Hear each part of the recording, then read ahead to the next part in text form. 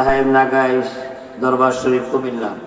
আল্লাহ তাআলা হযরতের এই কণ্ঠকে আল্লাহ তাআলার জন্য দেশে কোরআন হুকুমত কায়েমের জন্য আল্লাহ তাআলা যেন মঞ্জুর করে, সকলে বলেন আমিন।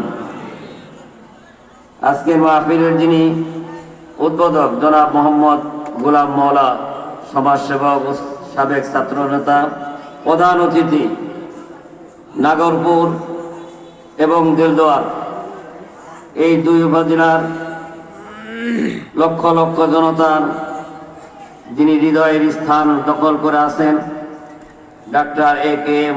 আব্দুল হামিদ সাহেব, আল্লাহ তাআলা ভাইজানকে যেন এদেশে ইসলামী হুকুমত কায়েমের জন্য যেন অগ্রণী ভূমিকা রাখার তৌফিক দান করেন, সকলে আওয়াজে বলেন আমিন।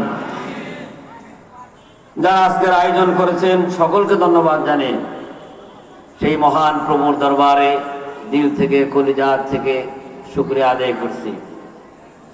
আমাদের দেশের শীতের আমেজ শুরু হয়ে গেছে।